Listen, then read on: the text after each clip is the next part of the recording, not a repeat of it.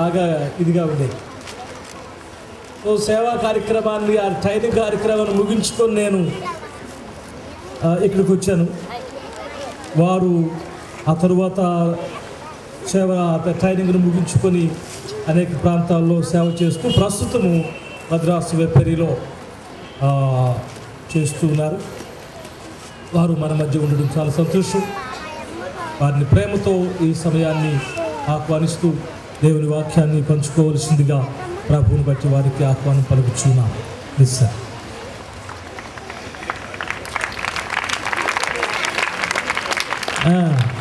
ఈ చిన్న విషయం కూడా జ్ఞాపకం చేశారు. విజయవాడ ఫీల్డ్లో పనిచేశారు వారు. విజయవాడ ఫీల్డ్ అంటే ఏలూరు ఫతేబాద్ బ్యాప్టిస్ట్ చర్చిలో పనిచేశారు. అప్పుడు ఫీల్డ్ ప్రెసిడెంట్గా కూడా వారు పనిచేశారు అంతకుముందు.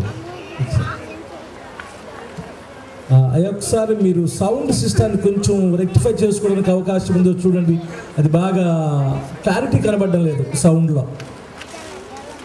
ఒకసారి దాన్ని మీరు గమనించాల్సిందిగా మనం చేస్తుంటున్నాం. ఆ సౌండ్ సిస్టమ్ క్లారిటీ లేదు.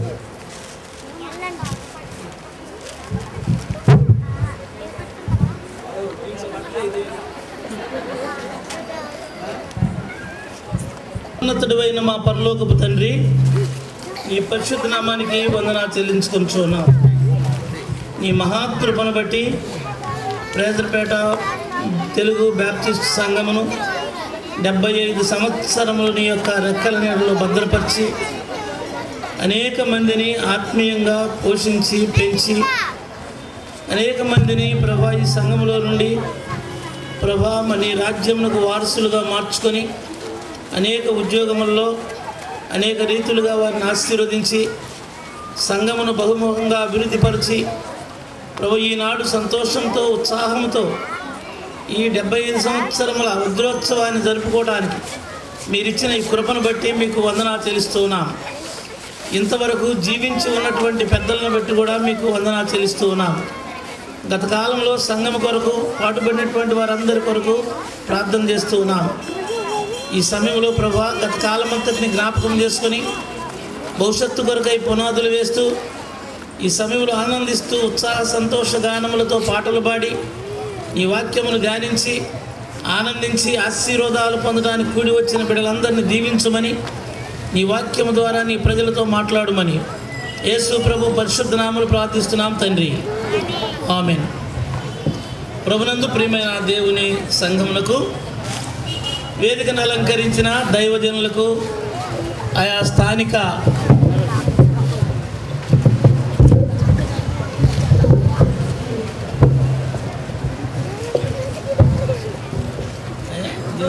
మనం దృష్టిలో ఉంచుకొని నేను తక్కువ మాటలు మాట్లాడి ఈ ముగించాలని నేను తలుస్తున్నాను.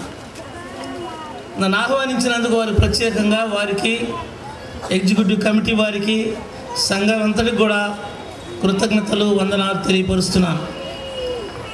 నేను ఇక్కడ 90 నుంచి 94 వరకు ఏలూరులో ఉన్నప్పుడు మరి ఒకే సంఘం ఏలూరులో ఉన్నది. ఇక్కడ ఉన్నటువంటి సంఘములు, సంఘ పెద్దలు, నాయకులందరూ ఆ సంఘమును గౌరవించి నాకు ప్రాధాన్యతనిచ్చి ఏకగ్రీవంగా సంఘ ప్రెసిడెంట్గా, ఫీల్డ్ ప్రెసిడెంట్గా ఏర్పాటు చేసుకున్నారు.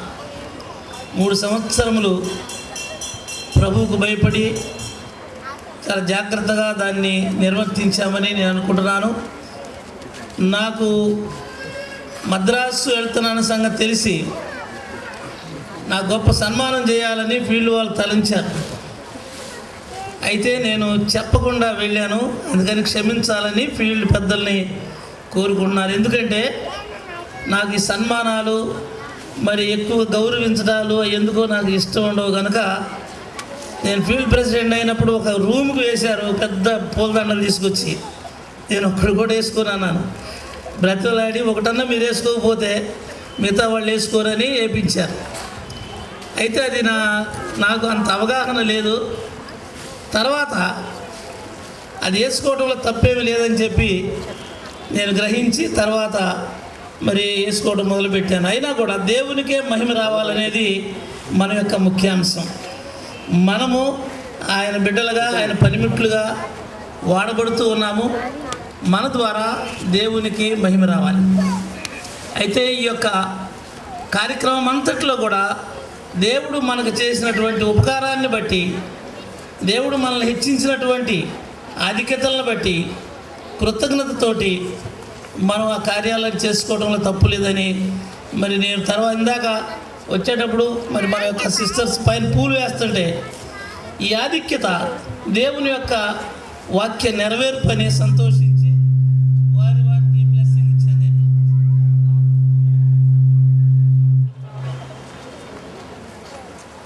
దేవుని యొక్క వాక్య నెరవేర్పు ఈనాడు మనం స్వేచ్ఛగా స్వతంత్రంగా ఈ రీతిగా కూర్చొని ఆరాధించుకోవడం, పాటలు పాడుకోవడం, మరి దేవుని యొక్క మాటలు వినటం, అది గొప్ప ఆధిక్యత మనకు. ఒకప్పుడు ఈ స్థితి లేదు, దేవుడు లేనటువంటి పరజనులుగా ఉన్నాం మనం. అదంత పెద్ద కథ. కాబట్టి ఇప్పుడు వాక్యంలోనికి వెళ్దాం. చదివినటువంటి వాక్య భాగాన్ని మరొకసారి చదువుకుందాం.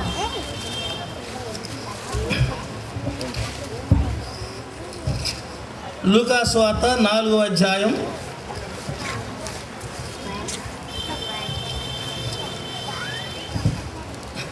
యేసు ప్రభు ఈ లోకంలో ఉండగా ఆయన ఒక క్రమాన్ని పాటించాడు.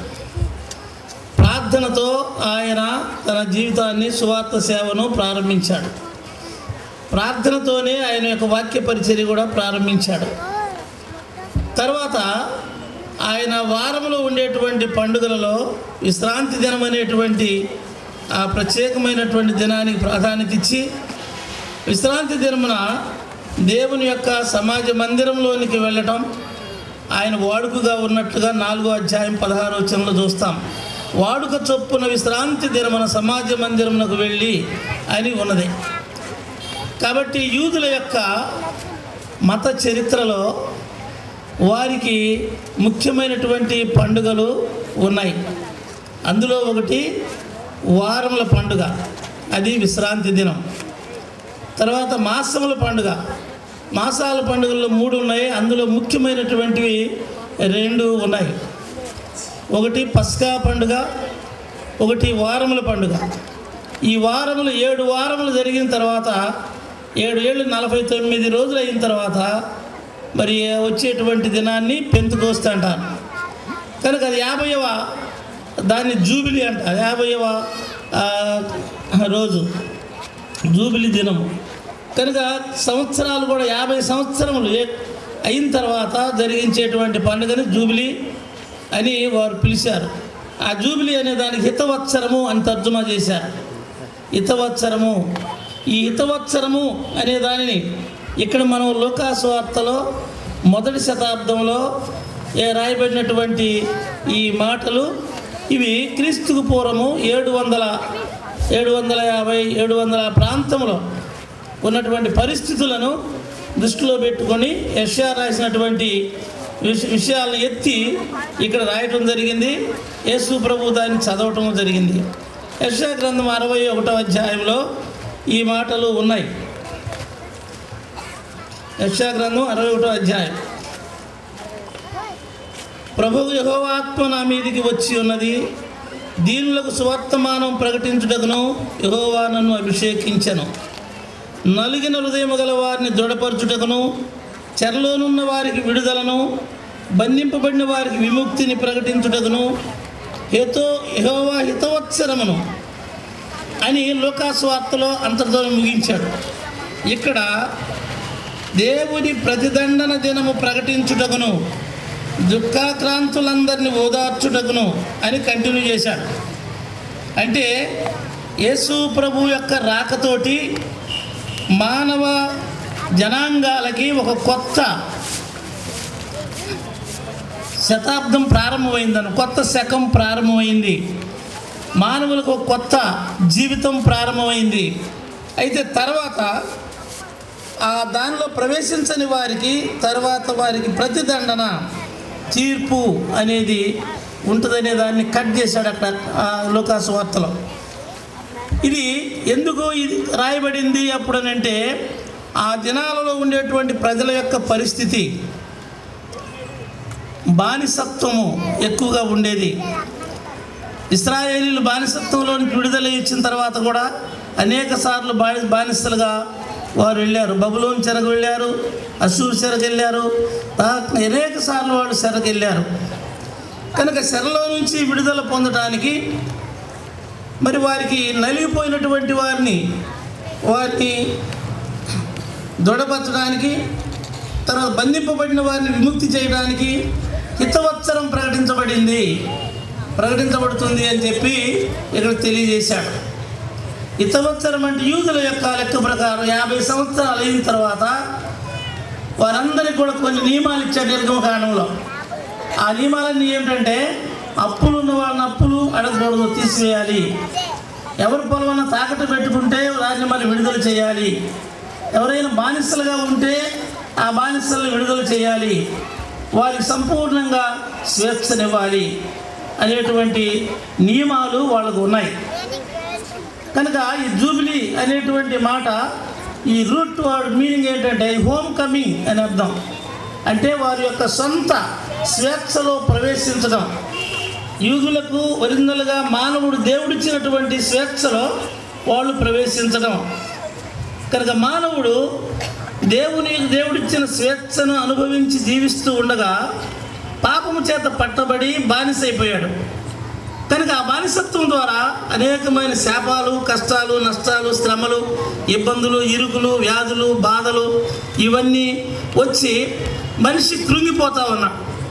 కనుక వీటన్నిటిలో నుంచి విడుదలై ఈ యొక్క జూబిలీ అనే దానికి పండుగ అనేటువంటి మాట ఎవ్రీ రూట్ వర్డ్లో ఈ వీళ్ళు వాడేటువంటి మహమ్మదీలు వాడేటువంటి మాట హజ్ అనేటువంటి మాటకు సంబంధించి ఉంటుంది. సంతోషము, ఉత్సాహము, ఆనందము అనేటువంటిది. కనుక పండుగ మరి ఎంతో ఉత్సాహపడ్డారు, ఇందాక ఎంతోమంది సంతోషపడ్డారు, మరి తారాజువులు కాల్చారు, ఎన్నో చేశారు. ఇవన్నీ కూడా సంతోషంతో కూడినటువంటి పనులు. కానీ ఇక్కడ రాయబడిన మాట ఉత్సాహము, వజ్రోత్సవము, ఉత్సవం అంటే అది ఆత్మకు సంబంధించినటువంటిది. అది ఎప్పుడు పోదు. కష్టం వచ్చినా పోదు, బాధలు వచ్చినా పోవు, వ్యాధులు వచ్చినా పోవు, ఏది వచ్చినా కూడా ఆ ఉత్సాహం పోదు.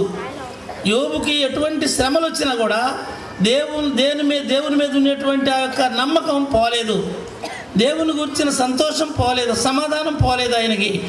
కాబట్టి అటువంటి స్థితికి ఎదగాలి. సంతోషం నుంచి ఉత్సాహము అంటే అది ఆత్మకు సంబంధించినటువంటిది.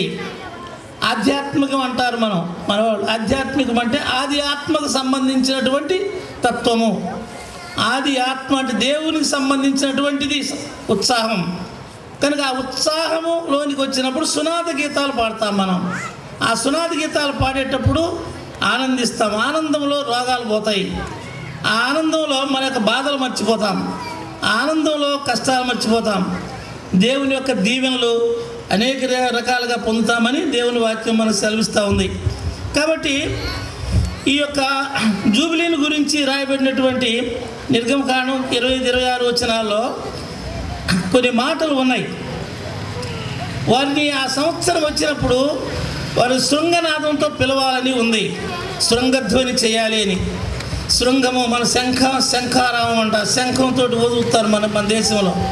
శంఖం అని, మరి ఓంకారం అంటారు, శబ్దం అంటారు. ఈ శృంగనాదము అంటే మరి మంచి శుభవర్తమానమునకు సంబంధించినటువంటి నాదము. ప్రజలందరినీ ఒక సంతోషకరమైనటువంటి ఉత్సాహంలోనికి ఆహ్వానించడం శృంగనాదం చేయాలి అని అంటారు. అది యేసు ప్రభువే. కనుక ఆ యేసు ప్రభు యొక్క పిలుపు విమోచనకు సంబంధించినటువంటిది. యేసు ప్రభు ఈ లోకంలోకి వచ్చిన తర్వాత మత్తయి సువార్త 11వ అధ్యాయం 28వ వచనంలో ఏం చెప్పాడంటే, ప్రయాసపడి భారం మోసుకొనిచున్న సమస్త జనులారా నా యొద్దకు రండి అని చెప్పాడు.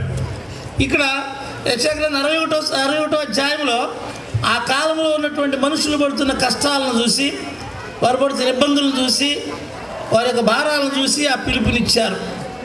అంటే ఆ దినాల్లో మత సంబంధమైనటువంటి క్రియలు చాలా కఠినంగా ఉండేవి.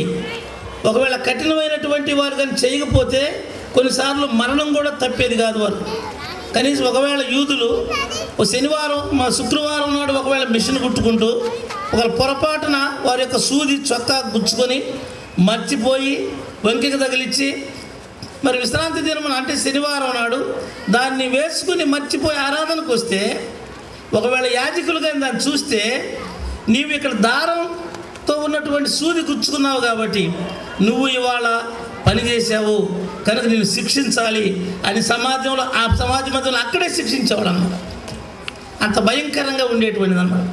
ఒకవేళ స్త్రీ, గర్భస్థ స్త్రీ ప్రసవించడానికి సిద్ధంగా ఉంటే నువ్వు కనటానికి వీలు లేదు, ఈరోజు విశ్రాంతి దినము అని బహు కష్టములు పెట్టేవాళ్ళు అన్నమాట. అందుకని ఆనాటి స్త్రీలు ఒక స్త్రీగా పుట్టడం కంటే అడవిలో మానుగా పుట్టడం మంచిదని ఏడ్చేవారు అని వ్యాఖ్యానాలు రాశారు. కాబట్టి అటువంటి కష్టమైనటువంటి పరిస్థితులు ఉండేవి. మన దేశంలో కూడా ప్యారలల్గా ఇక్కడ అనేకమైనటువంటి కర్మలు చేయాలి, భారమైనటువంటి ఇవన్నీ చేయటం ద్వారా మనుషులు అలసిపోయేవాళ్ళు, ఆస్తి అయిపోయేది, తరిగిపోయేది. ఏమండి ఇన్ని చేసినా కూడా మాకు కలిసి రాలేదు అని అంటే, ఇంకా నీకు పాపం ఏదో ఇంకా పూర్వకాల పాపం ఇంకా ఉంది అని చెప్పేవాళ్ళు. దీన్ని ఆలోచించినటువంటి కొంతమంది ఆలోచించి దాన్ని నిరాకరించి జైన బౌద్ధ మతాలు స్థాపించారు. క్రీస్తు పూర్వం దాదాపు 550 600 ప్రాంతంలో ఈ యొక్క రెవల్యూషన్ వచ్చింది.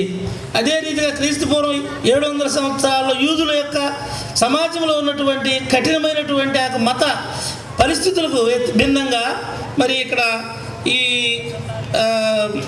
ఈ మాట చెప్పబడ్డాయి. కష్టపడేటువంటి మనుషులకు ఒక విడుదల ఎట్లా వస్తుంది, ఆ విడుదల ఇచ్చేటువంటి ఒక ఆయన వస్తాడు, ఆయనే ఈ శృంగనాథ ధ్వని.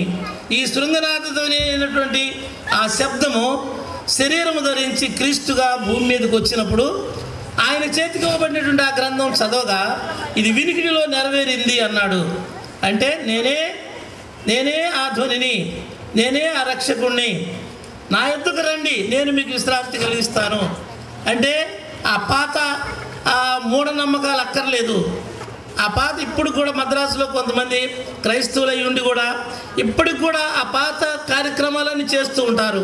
సమాధి అయిపోయిన తర్వాత 3వ రోజు పోయి పాలు పోస్తారు. ఎందుకు పాలు పోస్తున్నారు అంటే చనిపోయిన ఆత్మ వచ్చి తాగుతాడండి.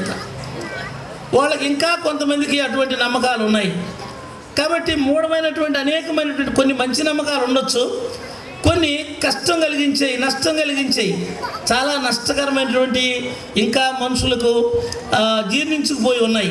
కానీ వాటన్నిటి నుంచి విడుదల చేయడానికి, మనుషులను మంచి పూర్తి స్వాతంత్ర్యం కలిగిన వారిగా చేయటానికి,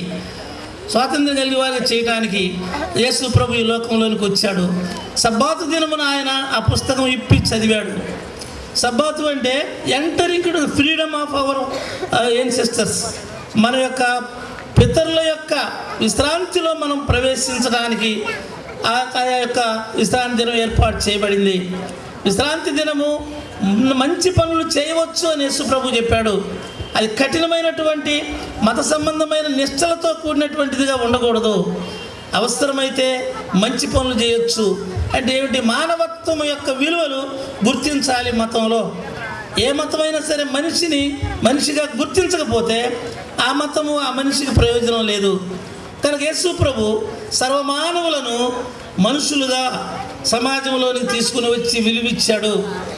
మన భారతదేశ చరిత్రలో క్రైస్తవులుగా ఉన్న మనము, మరి ముఖ్యంగా బ్యాప్టిస్ట్ వారుగా ఉన్నటువంటి మనము ఒకనాడు మనుషులుగా లెక్కించబడలేదు. ఎందుకంటే మన దేశంలో అనేక మంది మన దేశానికి మరి వలస వచ్చారు. నోవహు కాలంలో జలప్రళయంలో ఉన్నటువంటి ప్రజలందరూ నశించిపోగా నోవహు కుమారుల 3 యొక్క సంతతి ప్రపంచం అంతా వ్యాపించింది.